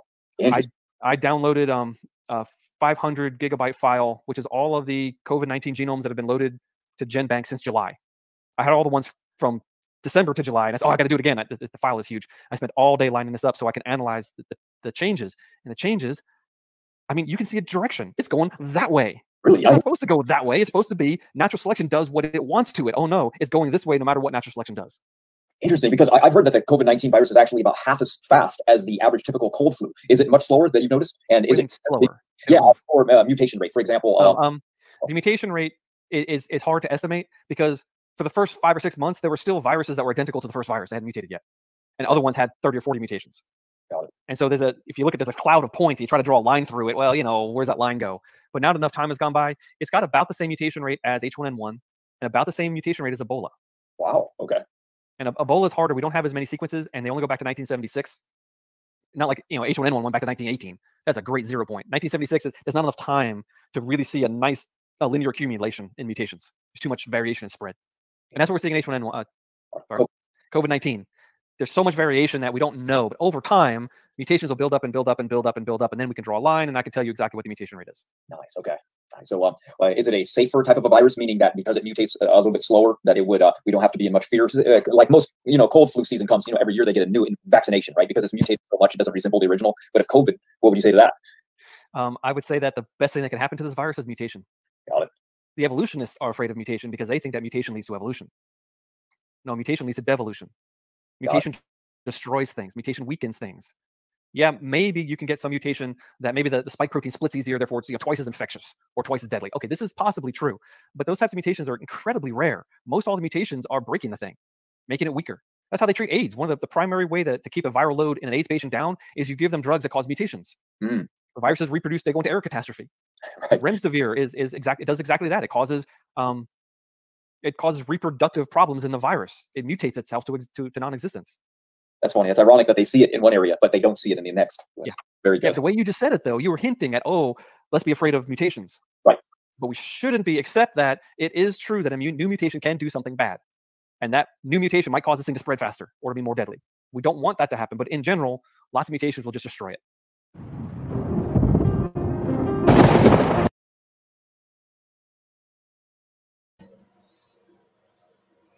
Well, there's a fatal blow to that one. So Doki Doki and I have agreed we are pulling an all-nighter tonight. So Doki Doki is putting on a pot of coffee. Doki, I'll take 1 cream, 1 sugar. We are partying tonight. Brother Sal, thanks for being here. We always appreciate it. It's always a pleasure. And God bless you. Have a good sleep. So, okay, so we've dealt with that argument. I want to point to just this part here on Dr. Sanford, okay? I want to point out that your best rebuttals, your only rebuttals are going to be found in blogs or YouTube videos, because genetic degeneration has been so well verified, okay, and so well demonstrated Really? I mean, that's why it's like these critics deny reality, that these critics can't debunk it through peer-reviewed papers. They can't debunk Dr. Sanford through the peer-reviewed journals. They just have to attack him in blogs. And I like the way that Sanford points that out here. So I want you guys to listen. And I was thinking to myself there, should I mute myself? And yes, because guys, I want you guys to hear it without any echo. So listen to this. I think this is very telling. And Dr. Sanford himself says it best. So Doki Doki, thank you so much for the super sticker. Let's get this going. If you guys haven't seen this little clip, this clip's awesome. He nails it.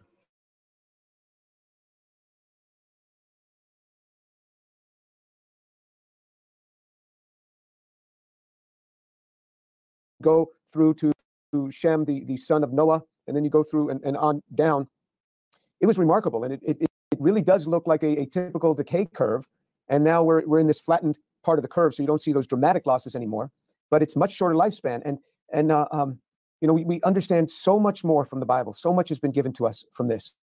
And but I want to get back to this point. So you started, you know, this is a sacred cow. When you start picking on Darwin, you start poking at you know, the biggest idol there is in the sciences. And so this is never an easy fight. But I have seen exactly what you saw, that my colleagues will embrace something without ever knowing the evidence, without ever looking at the evidence, just because they assume other people have, and it's good. And so, you know, they believe it, I believe it, and we just take it based on faith.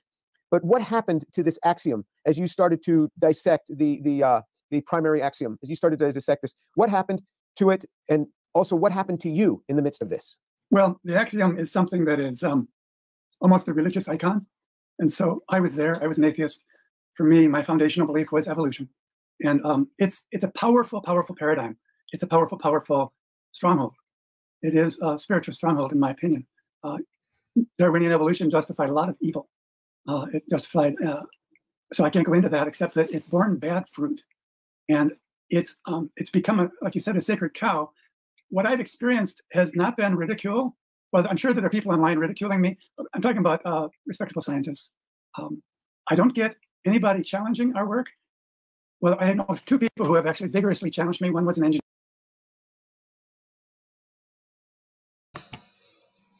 I just had to point that out. Notice that? No respectable, no reputable scientists. Yeah, some really militant critics who just hate anything that might even hint at biblical creation, right? So you'll get arguments in blogs or over Facebook groups, but nobody actually challenging Dr. Sanford. Nobody actually challenging genetic degeneration. So I want that to sink in, guys. You've got people like Dr. Dan that are constantly complaining and criticizing Dr. Carter and Dr. Sanford's work on the H1N virus that was published in a mainstream journal. You know, why doesn't he go publish and show why the work done in that paper that was published in peer-reviewed mainstream journals is so erroneous? You know, these blog warriors. So it's just so funny. Lena Powell laughs. Lena Powell says, nobody challenged Sanford's work so far. Nope. And he doesn't even need to go after these bloggers, because guess what? He's got us. We're taking him out for him. So, okay, let's finish. I just really wanted to point that part out. So let's keep going.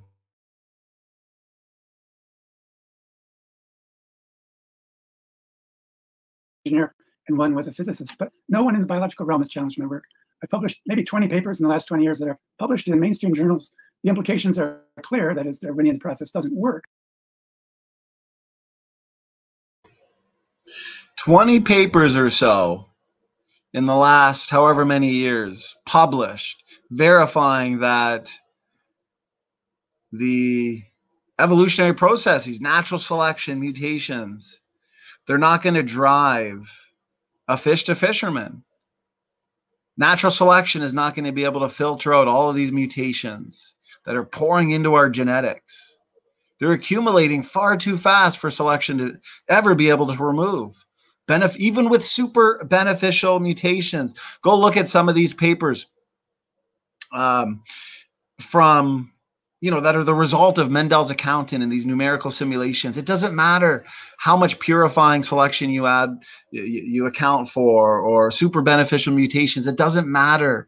The direction is always it's always going the way of degeneration. That's it. Mutations accumulate relentlessly. Lena Powell says, bloggers, error catastrophe has never been observed, experimentally nor in nature.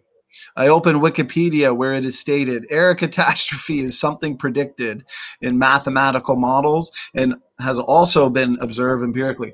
And here's what's funny. Dr. Dan misunderstands this. I see him use the argument all the time. Okay, inbreeding reveals the hidden reservoir of genetic mistakes, okay? They are now manifested, and they oftentimes lead to accelerated genetic degeneration. So here's the thing. The more mutations we accumulate from generation to generation, the more mutations that can pop up from a recessive state. The more deleterious mutations you've accumulated in your genome, okay, the faster you are going to degenerate. It will accelerate. And that's what we see in these small inbred populations, right? And it's just funny because when you look at the inbreeding, okay, look at these inbred populations. We've seen it in butterflies, mammoths, Neanderthals, a lot of your hominids, right, so-called pre-humans. They've experienced accelerated genetic degeneration due to inbreeding. Okay, I want to point out the fact that when you look at those small inbred populations, that is a sneak preview into where we are heading genetically as a species. Okay, Alec Cock says, another pot of coffee. Nice, yes. Coffee all day, every day.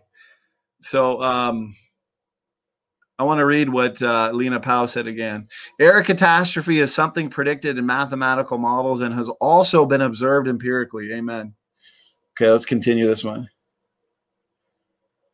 So what's funny is Creo Debunk says that, we don't understand apparently that. Well, Creo's not even worth it. I mean, we spent an hour and a half debunking. We've literally debunked exactly what he said. These are the critics. This is the best they got. The keyboard warriors, the bloggers. And no matter how many times you correct them or refute their arguments and objections, okay, they're still going to repeat it like a broken record, Creo, what type of selection can you present us with today that can filter out so many mutations that are effectively neutral, accumulating from generation to generation? Present us tonight that type of selection. I'd love to see it. Okay, let's finish this clip here.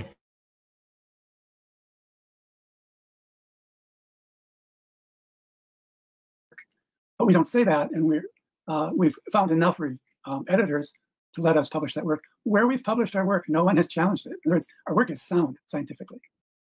But I have tried to communicate with population geneticists, trying to get a dialogue, and they won't dialogue. They won't respond to emails. It's kind of a shunning thing, and to me, it's encouraging because I have a good friend who's an evolutionist, and he's not a Christian yet, and number one, I asked him, I gave him the book. I said, have you read it? And he didn't answer. And then months later, I said, have you read it? He said, I've read it twice. I cannot find anything wrong with it. But he said, we'll figure out the answers to these problems one of these days. And I said, why won't they engage me? Why won't my colleagues engage me? He said, they don't have answers.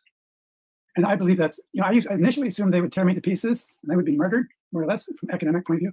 Instead, I've been just ignored. And to me, it means they don't have answers. And that means that actually increases my confidence that in spite of the groupthink, the paradigm's wrong. If evolution happened, it didn't happen by mutation selection. There's just many levels of many reasons why random mutation and limited selection can make things get better. And I'm this so glad includes because this also then includes neutral drift because I've been told by geneticists that they no longer are pushing random mutation and natural selection. They are pushing neutral drift, the changes that occur from a parent to their children and then onto their children, and the theory of universal common descent. So that's the new paradigm: neutral drift and universal common descent. What does your analysis of the data look like to address that? So it doesn't work. Number one, mutations are pouring in. Let's say in the human genome, we get about 100 new mutations per generation per year. Most of those are, almost none of those are beneficial. Think about typographical errors put into a text. You always lose information. It's basically zero beneficials. And the most of the mutations are deleterious, but most of them are only slightly deleterious. Slightly deleterious mutations are deadly because Mother Nature can't see them. Natural selection can't filter them out. So they accumulate like rust on a car. So we have serious mutations that. So what he said there is key. Okay, Mother Nature can't see these mutations that are only slightly deleterious, slightly damaging. And out of those 100 new mutations accumulating from generation to generation, almost none of them are beneficial. And we've talked about how when you do get that one rare beneficial mutation, it's still reductive, still functionally compromising to the organism. It's not taking things forward. And notice how Creo in the chat can't debunk anything we've said, can't present us with any type of selection that can filter out these mutations that are like single typographical errors in a text, accumulating slowly over time in a book the size of an encyclopedia. Over time, they accumulate enough to the point where they degrade the message, destroy the message. And this has all been verified through published papers, verified by Dr. Sanford himself with no challenge. Okay, and these blog warriors, those don't count as a legit challenge. Okay, Mother Nature cannot pick out each nucleotide, that each mutation that is accumulated. Okay, because selection acts on the phenotype, not the genotype. And even if you get a beneficial mutation, all the other negative mutations are being carried along with it. And what's funny is Creo is so blind, so ignorant, can't debunk anything. He is bringing up the Parsons paper when we've already gone in great detail. I even screen shared the response we got from Parsons, challenging these blog warriors and keyboard warriors to publish their critiques so he can systematically dismantle them, because he's been dealing with it for years and he's sick of it. Okay? Creo won't be able to answer the question as to why there's so few mutations in the mitochondrial DNA. Between any two people on this planet, there's only a few mutations separating us from the mitochondrial Eve DNA sequence. There's few mutations, and the mutation rate is fast, a lot faster than ever expected. So Creo, quit being a keyboard warrior. Explain to us, why is there so few mutations in the mitochondrial DNA? Why is there such low variation in the mitochondrial DNA? Why is the mutation rate so fast, way too fast for deep time evolution? Okay, and we account for purifying selection, bottlenecks, genetic drift. It doesn't matter. Okay, when we look at these mitochondrial DNA phylogenetic trees, we're only looking at a few hundred generations. Otangelo Grasso, good to see you, brother. Great job in that debate. Otangelo is still undefeated. Can't be beat. So Creo now dodges, ducks, dips, dives, and dodges all over the place. All over the place. Doesn't even give us a type of selection. Keyboard warrior. Doesn't even give us a type of selection that can filter out these mutations that are unselectable. How exactly many MTD mutations there are? Okay, There's only a few separating most people, and the most you're going to find on the planet, say somewhere in Africa, is about 100. 100. Let's look at the Y chromosome. Let's look at the Y chromosome. Creo, your critic that can't back up what you say, can't back up your arguments, parroting arguments that we've already just spent an hour and a half debunking. Tell me this. Every single Y chromosome on the planet, male Y chromosome, nearly identical. I just gave you the exact number, Creo. Tell us, how do you get to your date for your Eve of a couple 100,000 years old? Do I got to pull up the mitochondrial DNA phylogenetic chart? Yeah, see? Creo dodges, he ducks, he dips, he dives, he dodges. He's probably Dan. Probably Dan or CRISPR. Oh, do I got to pull up the Parsons response again? I mean, the fact that Creo doesn't know how many mutations we are removed approximately from the mitochondrial DNA Eve sequence. Creo doesn't even know that we have Eve sequence. He's so behind, like all of these evolutionist critics. I want to show you guys how people like Creo, people like Dan, people like Erica, I'm going to show you guys how they read these technical papers, okay? There we go. There's Creo right there. Creo tries to say, oh, genetic entropy is just an invention in the mind of the young Earth creationists. Then you show them mainstream papers confirming genetic degeneration. Mainstream papers, population geneticists, acknowledging the fact that mutations are accumulating at an alarmingly high rate. But this is how he reads them. This is how he reads them. Creo, watch out. Young Earth creation's coming after you. We're coming after you with empirical science. Oh, still waiting for that type of selection, Creo. You want to jump in here with me?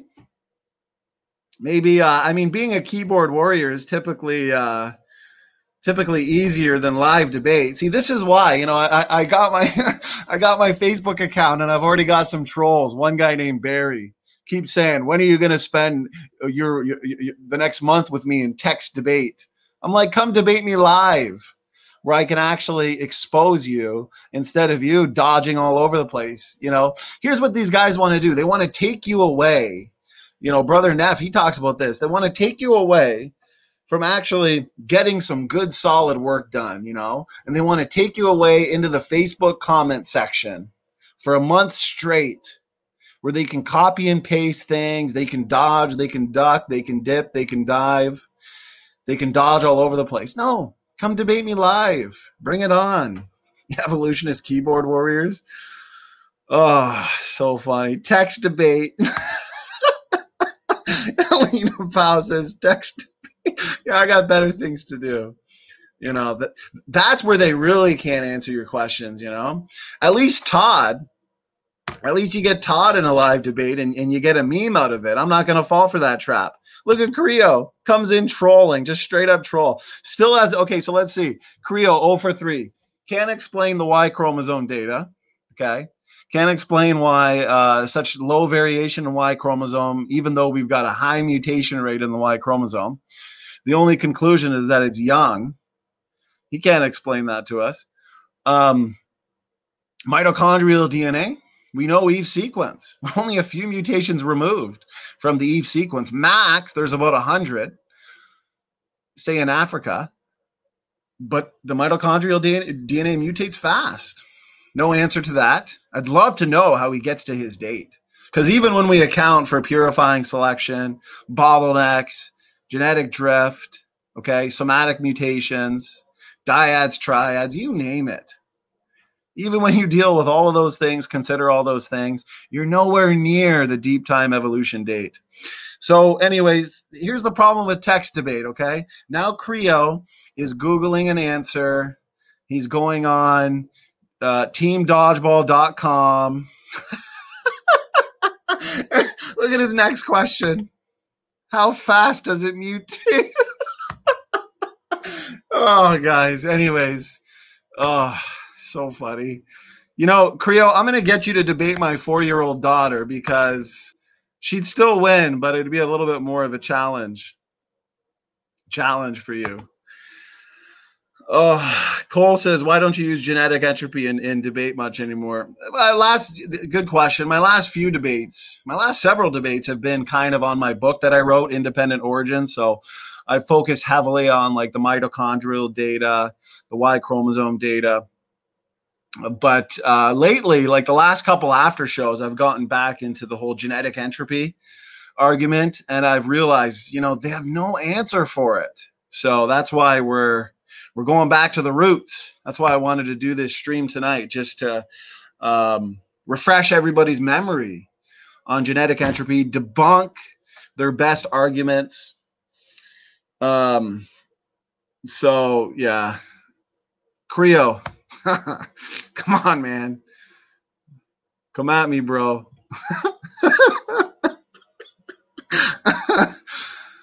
Oh, still waiting for a type of selection that can filter out so many unselectables. Still waiting for rebuttals to Mendel's accountant and the number of mainstream papers. 5:30 a.m. We got 25 people in the chat. Well, we can safely conclude that Creo was easier to expose than Todd himself. I'm not falling for that trap. So, Doki Doki Bible Club. Creo, I wish there was more people like you. Creo, www.teamdodgeball.com. You'll find a lot of great answers there. Creo says there is a valid model about removal mutation. I'll not say it to you. Yeah.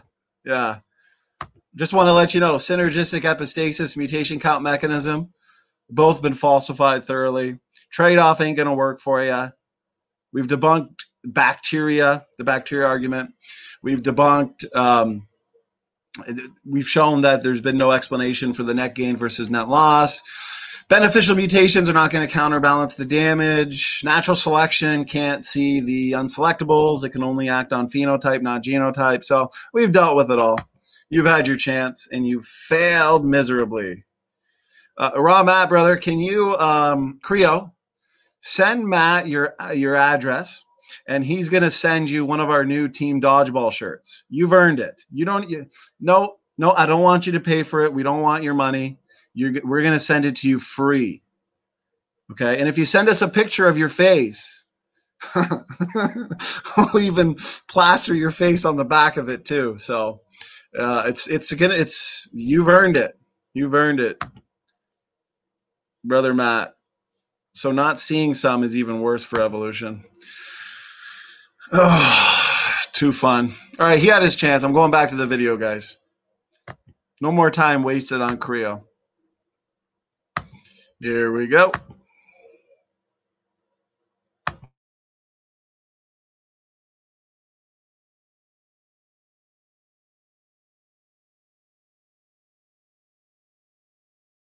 Cause immediate damage. Suddenly, you have hemophilia or something. But most of the damage is microscopic and it has to accumulate over time, but it's unstoppable. Low impact mutations are unselectable, whether they're good or bad. So it means that if you're just drifting, you're losing information. Drift is deadly. It's the reason they went to drift is they realized that too many mutations are accumulating, and so therefore most of them must be neutral. But there are more and more evidence that it isn't junk DNA, it's all functional, and that any mutation is not going to be neutral, it's overwhelmingly going to be bad. So the neutral thing is basically people playing, they're kind of dodging the bullet, but a neutral evolution means no progress and certain rusting out of the genome, which will lead to death. It's a slow death rather than a fast death, that's all that it is. So just for our audience, so we're not evolving in a better way, we're devolving. And there's this constant degradation to the human race, not just to the human race, to all creatures. Just as we saw with that bacteria and the virus. I'm sorry, the virus mutation, and you saw this degradation. Now let me ask you: Can you tell us about Project ENCODE and what that meant? So Project ENCODE was to look at what was formerly called junk DNA and find out, is there function in all of this junk? What are we finding out about what was formerly called junk DNA? Okay. First of all, we have to ask, why were they so eager to believe that most of the genome would be junk? It's kind of illogical. If evolution is making everything better and fine-tuned, then how could you just be accumulating 98% of the genome being junk? So the original estimate by Mueller was in the 50s, and he was the only Nobel laureate in the area of population genetics. He discovered that radiation causes mutations. He was very concerned for humanity because he said if we have even one mutation per person per generation, the human race will degenerate because you can't basically, you can only accommodate so much mutation. You can't select it all away. If everybody has at least one more mutation than their parents, even if you select away the inferior individuals, everybody's still more mutant. So he said, if mutation rates get as high as one mutation per generation, we can be certain the human race. Notice, even if you select away the inferior individuals, mutations are still going to accumulate. You could have a genome that is 80% junk, 90% junk, 10% functional. That's it. Still too much for evolution. That's it. They're still going to accumulate consistently, degrade, degenerate. And as Dr. Sanford said there, it's a slow death.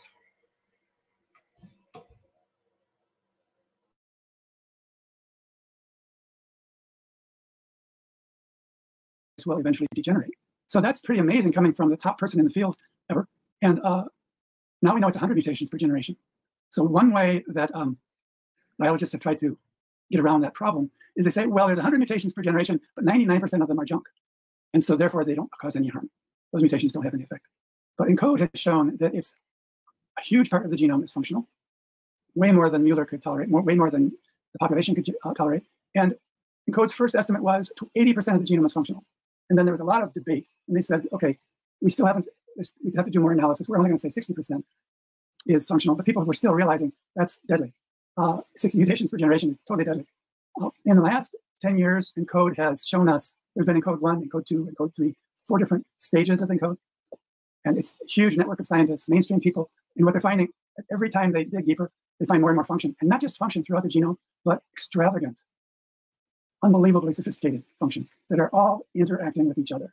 And so ENCODE, NIH's projects, basically the people at NIH are awed. They are amazed at what the data is showing them. And it's not exactly politically correct for them to say that, but there is awe, growing awe, as we study the genome more. It's more functional than anything we could have designed ever.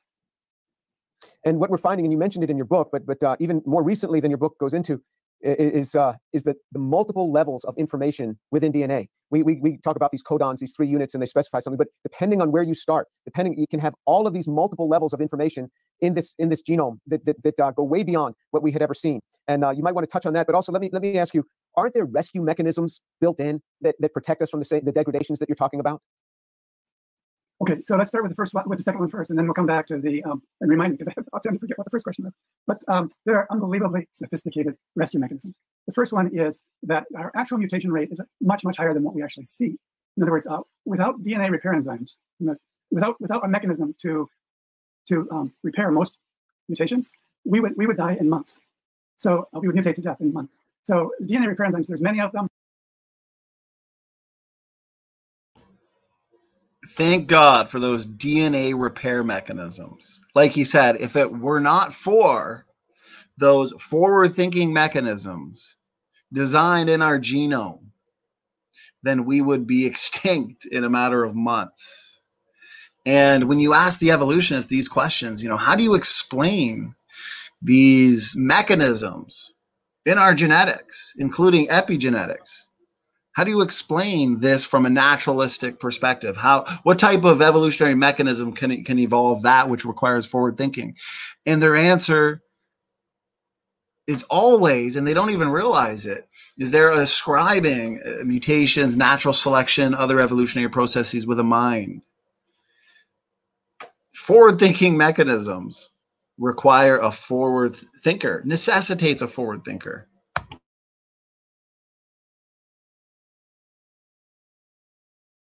They run up and down the DNA strands looking for recent mistakes.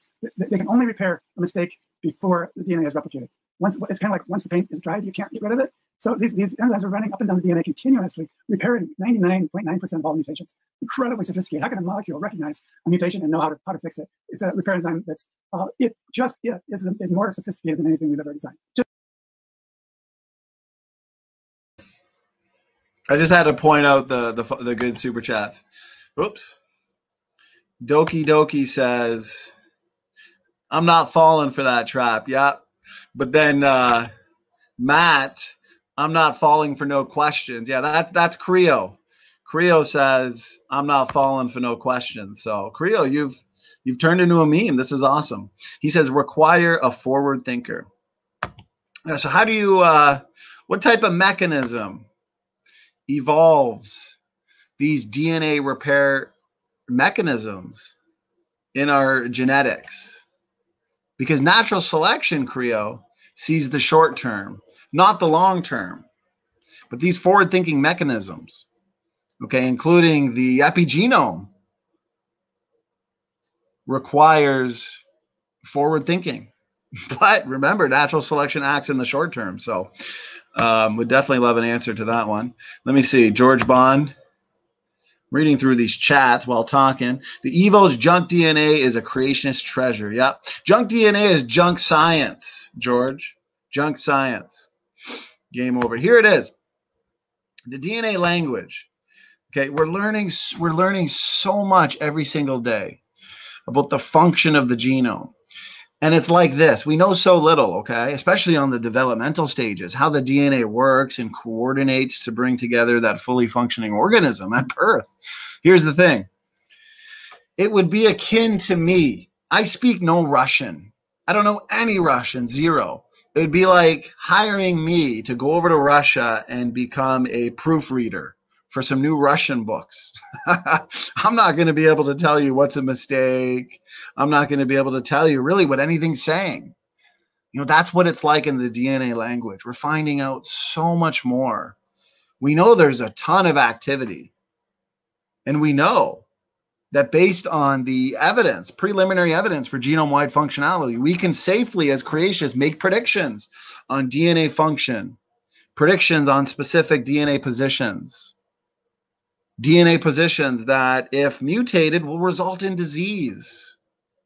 Raw Matt himself has a number of predictions in print as well, some even in peer review on de novo mutations. You know, creationists are the ones making the predictions. So just the DNA repair system, but all systems are imperfect. And so there's just enough mutations to get through that escape the DNA repair so that we have 100 mutations per generation still, even after the DNA repair. Now, a second major protection is we are diploid. We have every single gene we have is in duplicate. That's so that if one gets broken, the other one's still functional. And so that's amazing. But even then, eventually you get the same location gets two broken strands, same gene gets hit at two places. And so this process of duplication, it's like having a backup computer, or in the space shuttle, 4 backup computers. We have this, it's a fantastic system, but in the end, it still doesn't keep us from degenerating. Mm-hmm. So even with this, the levels of information within DNA. Okay, so for a long time we've taught that the information is in the DNA, and that's that simple. So biological information is just understanding DNA and how it works. It turns out that DNA is just the foundation, the building blocks, or the foundational blocks for building the skyscraper. There's layer upon layer of information, and so everything above and beyond the DNA code is called epigenetics. And so epigenetics has layer upon layer. It's kind of mind-boggling to understand that, except to just realize that it's there. There's extra information in the histone proteins that bind to the DNA. There's extra information in the editing of the RNA viruses that come off of the DNA. And then there's all kinds of, they're called post-translational modifications of proteins. Proteins are it's like going and finding a protein and discovering that it has 10 or 20 switches on it. And the functionality of that protein depends upon which switches get flipped. So these post-translational modifications means that every protein has many different functional states, and that has to be regulated. So the protein is in its right state, depending on what type of cell it's in and what's going on in the cell. So we're talking about layer upon layer of information, and we have not reached the end of that series. It's like it just goes on forever. It's like information. It's like God wants to blow our mind, and He's doing it. It's like, why did God make faraway galaxies? And the answer is so now in this century we can see them.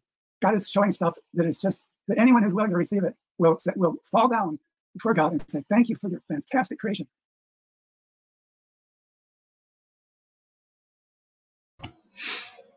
Just like Dr. Sanford said there, it's like God is doing His best to blow our minds, and He's doing it.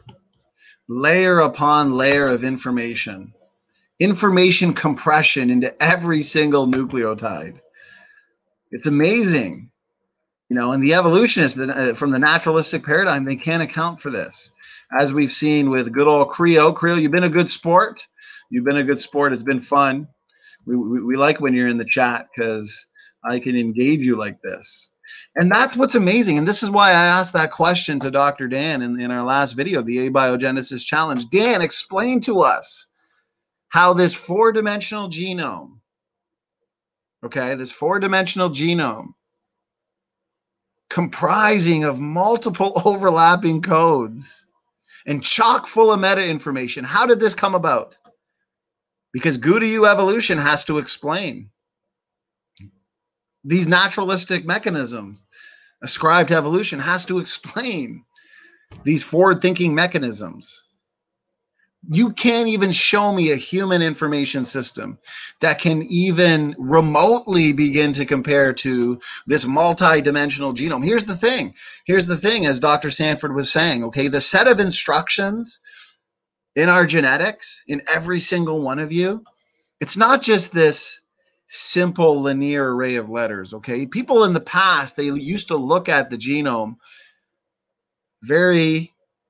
in more of a simple manner, okay? It was the whole one gene, one protein, one function paradigm, way of thinking things. But what we now know is that the genome, it's dynamic, it's multi-dimensional, it's nested, it's self-regulating, okay? And as Dr. Sanford was pointing out, it's a lot more active, a lot more functional than we ever thought. That means they can no longer resort to the rescue device that states that because most of the genome is non-functional, these mutations that accumulate from generation to generation, they'll hit those non-functional regions and they'll be absorbed, making them absolutely neutral. No, it's not going to happen, okay? It's not going to happen. These low impact mutations are accumulating. Okay, and I want to point out the fact that, actually, let's see the chat. Speed, good to see ya. Good to see you. I hope you're well. I hope you're getting better. You've been in our prayers. So good to see ya. Speed's probably thinking, wow, these guys got up early. They're streaming. Oh, Speed, we're pulling an all-nighter. Doki Doki put on a pot of coffee, and we thought, you know what? We're going to talk about genetic entropy all night long. Anthony Maurice, the man himself. Good to see you, brother. Good to see you. Maurice, you going to take the Abiogenesis Challenge? Just kidding. Tony, you're the man. None of them are taking it. So anyways, you know, let's think about it. We've debunked all their best so-called arguments. We've demonstrated why the trade-off, it's not sustainable. It's not sustainable. They're not addressing the key issue of net gain versus net loss. No amount of beneficial mutations are going to counterbalance the damage. The numbers have been done. You know, let me screen share before we end this. Let me screen share. We'll make it up to the 2-hour mark and then call it a day. Super redeemed energy. Good to see you. So here's something that I really want to point out. I made a post in the community the other day on Mendel's accountant. And Dr. Carter was talking about it earlier, how these critics don't understand the program. They misrepresent the data. They misrepresent and strawman the model. Okay? Because people like Dr. Dan, they say, you know, what about this? What about this? And it's like, these have all been done. There's been articles and papers written on this. With Mendel's accountant, you can run any simulation you want. And this is what I wanted to get to, guys. Success has brought criticism, right? Just like Dr. Sanford was saying, nobody's challenged him. Nobody's challenged his large number of papers that have been published in the mainstream journals. Just your bloggers, people that are misrepresenting the data. So it says here, a Google search for Mendel's accountant will bring up multiple hits. Most of those probably from Dan that criticize the program and the conclusions being drawn from its discoveries. Essentially, none of these attacks are substantive. and many are highly misleading. It is clear that most people commenting on Mendel have not read either the documentation or the background papers. Thus, many evolutionists arguing against it don't seem to understand their own theory. Isn't that funny that we understand their own theory better than they understand their own theory? This is probably due to the anonymous nature of the internet and the level of expertise required to make comments online. One thing that comes to mind is we systematically dismantled every single second of Erica and Swamidas, because he's strawmanning our position all the time. We systematically dismantled every second of that. And we pointed out how many times they misrepresented the data. They misrepresented to the point of just being right out dishonest about Dr. Jensen. And I find it funny because Erica knows she can't address our arguments. She can't address our rebuttals to that portion. We've got a whole playlist of 12 videos so far debunking her latest 3.5-hour video. And Dan attempted to rebut one of the 5 or 10 minute videos, and I did a 2-hour or so response to that, showing that he addressed nothing. But here's the thing, there are no answers. And that's why she's saying, oh, you know, I'm tapping out because they're not answering my questions. No, Erica repeated her arguments from these types of blogs.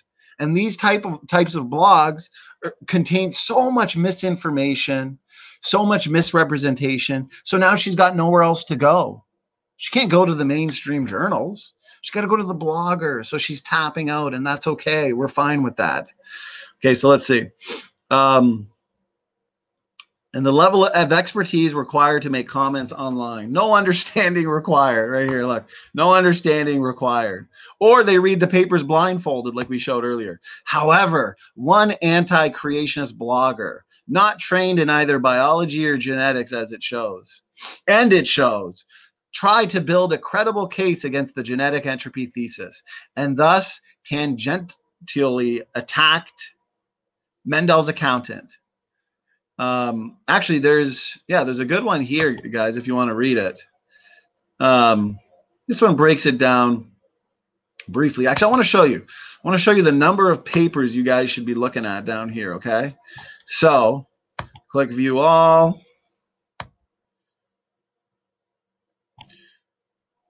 Mendel's accountant, a new population genetics simulation tool for studying mutation and natural selection. Using computer simulation to understand mutation accumulation dynamics and genetic load. Mendel's accountant, a biologically realistic forward time population genetics program.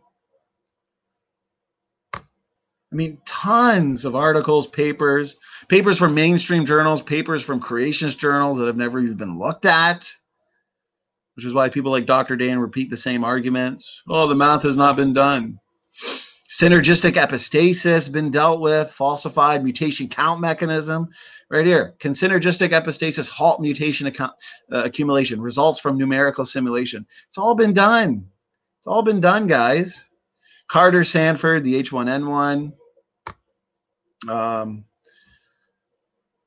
Yeah, you know, you're not going to find much substance from these critics any longer.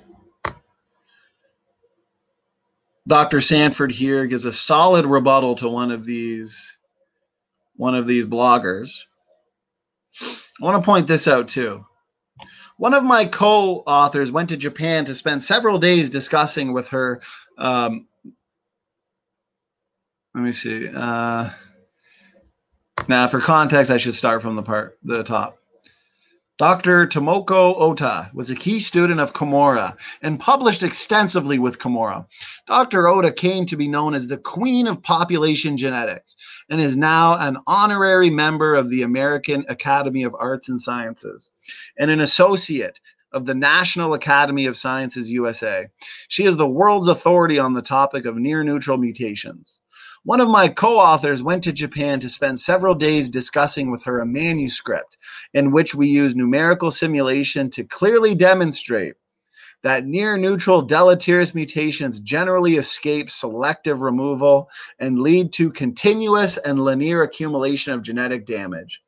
She acknowledged that our numerical simulations appeared to be valid, and that our conclusions appeared to be valid. This clearly reflects a profound evolutionary paradox. It is the same paradox Kondrashov addressed in his paper, Why Have We Not Died 100 Times Over? When asked about synergistic epistasis, she immediately acknowledged that synergistic epistasis should make the problem worse, not better, just as I, being Dr. Sanford, argue in my book. Using numerical simulations, we have confirmed that synergistic epistasis fails to slow mutation accumulation and accelerates genetic decline. I think Dr. Oda would like me to clarify that she is a faithful Darwinist and remains committed to the primary axiom, and that she is in fact hostile to the thesis of my book. See, here's the thing. You got population geneticists that acknowledge the fact mutations are accumulating. They're accumulating far faster than natural selection can remove such mutations. And this is why they build these rescue mechanisms, mutation count mechanism, the synergistic epistasis. They've been dealt with. It's all been dealt with. Kimura's figure, we talked about that. So we've actually, we've really hammered this, guys. We've gone over 2 hours. We've interacted with the chat. Creo's made it fun. Just want to make sure we got everything that we wanted to in the form of videos. I had about, 6 up here. I wanted to go through this one, but maybe we'll save that one for another day. Bacteria, we've addressed that one. Gene duplications. And, I think I'll save this for a part 2. I was going to go over Paul Price. He does a great job in his debate with Dr. Garrett. So one final check-in on the chat. We've gone for over 2 hours. This has been a lot of fun, guys. 6 a.m. We've still got 25 people in the chat. So Doki Doki, last minute super chat. Thank you so much. Doki Doki says, what's the exchange rate on Real Science to angry blogs? Angry bloggers. And don't forget,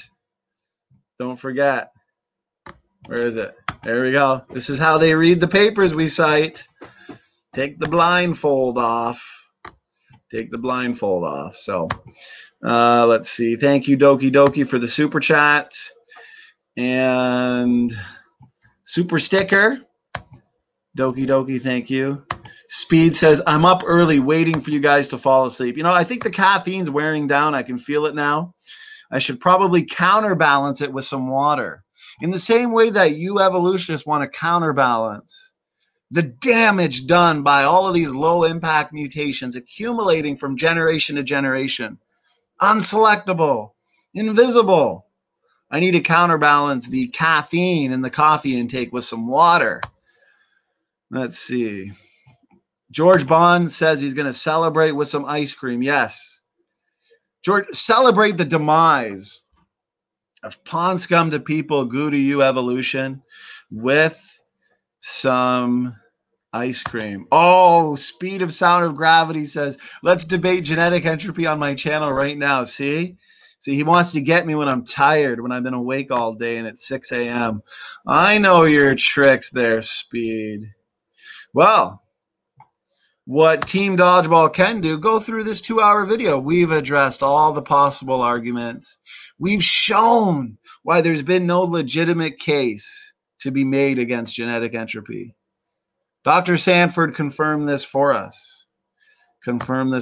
So, yeah, we've done good. It's been a good night. As always, you guys in the chat are awesome. You make this fun. I love interacting with you guys. Lots of good points from all of you, which makes the stream that much better. With your help, we've been able to. George Bond says, "Don't fall for that trap, SFT." Never do. I want to. Raw Matt, he might be sleeping now, but if he's in the chat, I'm going to let him know. We need to make two new shirts: Team Dodgeball and the "I'm not going to fall for that trap" shirt. That Todd. I'm really thankful that Speed introduced us to Todd, because the whole I'm not going to fall for that trap line, it's been one of Team SFT's favorites. We love it. So, Luca Sorry, I'm going to eat. See you all. Hey, you lasted 2 hours, Luca. I only said we were going to be here for an hour, but I need to stop saying that because every time I say that, however long I say we're going to be streaming for, double that. So if I say 2 hours, we'll be here for 4 probably. Rob Matt says 2 new shirts coming right up. They'll be ready in 10 minutes. He's got quite the workshop over at his house. George Bond says Toddism. Oh, that's awesome. So anyways, we'll end the way we began with the announcements and the good news. So next week, Wednesday or Thursday, I got to check my schedule. I've got a ton on it. We've got Dr. Jason Lyles going to be with us. I am excited for that one. We've got David McQueen, economic geologist. Did I say that right, George? He's going to be on Friday. That's going to be awesome. Brother Sal's going to be here for part 3 of protein probabilities. You're not going to want to miss out on that one. And Dr. McKay, geologist, we've got him in about a week and a half. So, and a couple debates too that I'm in the midst of confirming. One that was confirmed tonight, Nephilim Free versus Jordan. He's the nuclear engineer. He's been on a couple times. He's debated Kent. He's debated myself and Ramat. That was a good debate. He's also debated Bill Morgan. He'll be debating Neff on the age of the earth. That's December 4th. So anyways, guys, this has been fun. Alec says the coffee force is strong. Yeah, it's true. It's true. Tony, good to see you, brother. As always, God bless. Okay, guys, God bless everybody. It's been fun. It's been fun. You guys are great as always. And as I always end it with, SFT is out.